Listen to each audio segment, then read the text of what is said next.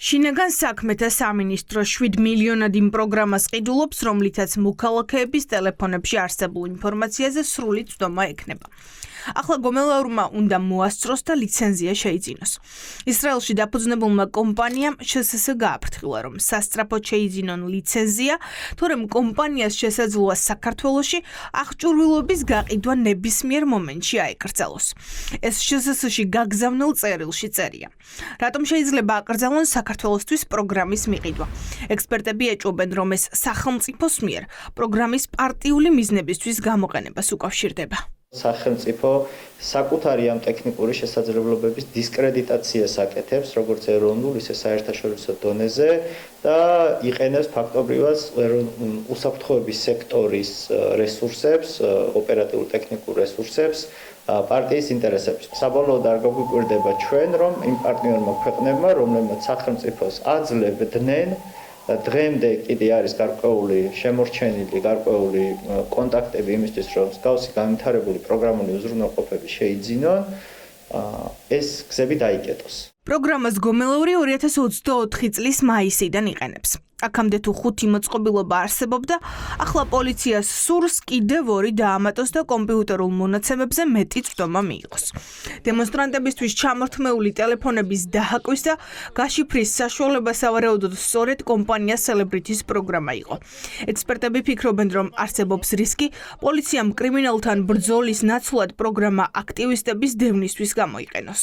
მანიფესტაციებზე ნაწამებ ხალხს, ნაცემ ხალხს ხშირად ტელეფონებსაც არ თმევდნენ, ზოგიერთი ამ ტელეფონთანგანი ხვდებოდა უკვე ლომბარდებში, მაგრამ ზოგიერთი მათგანი ხვდებოდა შსს-ს კრიმინალისტიკურ დეპარტამენტში. კრიმინალისტიკური დეპარტამენტი არის შსს-ი, რომელსაც ერთ-ერთი, რომელსაც მსგავსი პროგრამული უზრუნველყოფები გააჩნია. იკვეთებოდა ამ მსგავს ნიშნები, რომ ეს ტელეფონები ჩამორთმეული საშუალებები ან წართმეული საშუალებები რაღაც დანაშაულთან კავშირში კი არ იყო ამოღებული, არამედ თევზაობდნენ რამე იქნებ ეპოვათ. ის უზრუნველყოფს ტელეფონებზე წვდომას, ჩამორთმეულ ტელეფონებზეა ძირითადად საუბარი, მის სწრაფად გახსნას და იქ საგამოძიებო მასალების მოძიებას. ახლა თავისთავად ამას იყენებს ძალიან ბევრი სახელმწიფო, ისრაელის კომპანია, მაგრამ აქ მნიშვნელოვანია, რამდენად გადის ხოლმე პოლიცია ლეგიტიმურობის ჩარჩოდან. ჩვენ როდესაც ვხედავთ, რომ ესე იგი ჩვენთან ყოველგვარი პროცესუალური ნორმების დარღვევით ხდება ტელეფონის ჩამორთმევა,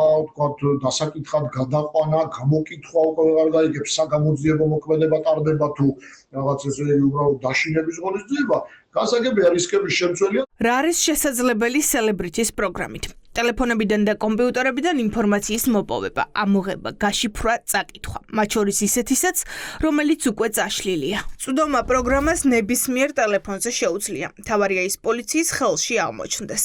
გამოსავალი მხოლოდ ინფორმაციის რამდენიმე ნაბიჯიან დაცვასა და ტელეფონის გათიშვაშია. ამ მოწყობილობას შეუძლია, რომ გატეხოს ნებისმიერი მოწყობილობა, თუ ის არის ჩართულ მდგომარეობაში და მასზე დაყენებულია მარტივი პინი. თუ მიიღეს წვდომა მოწყობილობაზე, პოტენციურად შეიძლება მიიღონ წვდომა წაშლილ ფაილებზეც კი. პოტენციურად ამოიღებენ იქ კომუნიკაციას, მთელ შეიძლება წყობით ისტორიას, ფოტოებს, ვიდეოებს ხომ, რაღაცა პაროლებს მათ შორის სხვადასხვა ანგარიშებთან სრულად დაეუფლება სახელმწიფო ადამიანის ცხოვრებას, ციფრულ ცხოვრებას, რაც ძალიან სახიფათოა.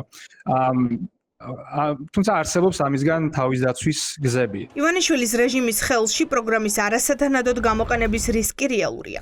რუსეთსა და ბელორუსზე ისრაელი პროგრამის ლიცენზიას აღარ ყიდის, რადგან ეს ქვეყნები კომპანიის ინსტრუმენტებს პოლიტიკური ოპონენტების დევნისთვის იყენებდნენ. დემონსტრანტებისა და ჟურნალისტების ტელეფონების დასაჰაკად იყენებდა პროგრამას სერბეთიც. შინაგან საქმეთა მინისტრის ყოფილი მოადგილე ამბობს, რომ კრიმინალთან ბრძოლის ნაცვლად პროგრამის არასათანადო მიზნით გამოყენება რეალური სცენარია ამ პოლიციის პირობებში. პოლიცია, მათ შორის სახელმწიფო უსაფრთხოების სამსახური, ასევე ზოგადად ძალოვანი სტრუქტურები გამოიყენება ჟურნალისტების დევნისთვის, ადამიანების დევნისთვის, თვალთვალისთვის, უკანონო მოსმენებისთვის, ბუნებრივია ამ პირობებში ლოგიკური კითხვები ჩნდება და საფუძვლიანი ეჭვჩნდება, რომ ასეთი ტიპის პროგრამები, რომელიც ნორმალურ პირობებში კრიმინალის წინააღმდეგ ბრძოლისთვის უნდა გამოიყენებოდეს, აქ გამოიყენება განსხვავებული აზრის მქონე ადამიანების, მათ შორის ჟურნალისტების დევნისთვის. შინაგან საქმეთა სამინისტრო თითქმის 7 მილიონიან შესყიდვას გამარტივებული წესით ითხოვს. არადა ლიცენზიას ვადა მაისში გადის, დრო ჯერ აქვთ, თუმცა გომელაური ჩქარობს.